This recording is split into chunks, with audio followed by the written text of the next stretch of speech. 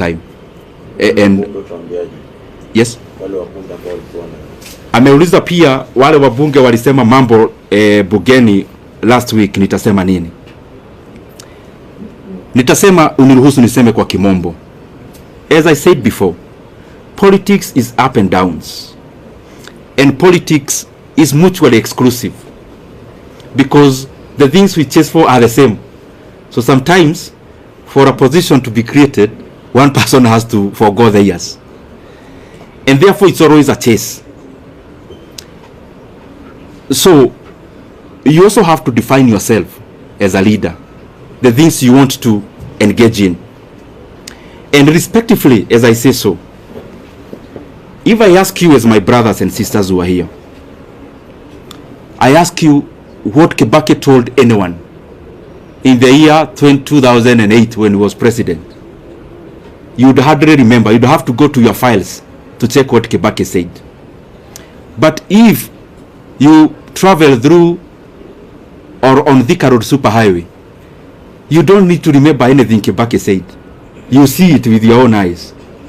So me, I believe that, yes, we have to talk as leaders, because you have to explain where you are going, where you've come from. I mean, you cannot lock yourself in a room. You have to talk. But in many instances, I find that what is far-reaching and what is permanent and what is objective is more what you do than what you say.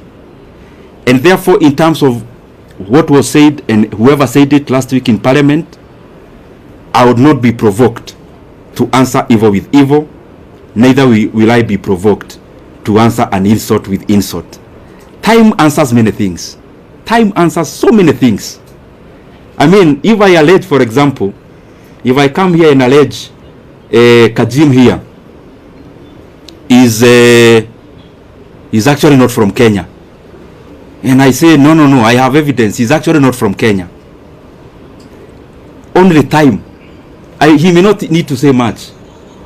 The truth and the facts have a way of outliving words. And I hold no grudge against anyone. It is too burdensome to carry any hatred. It is too heavy to carry any ill will against anyone.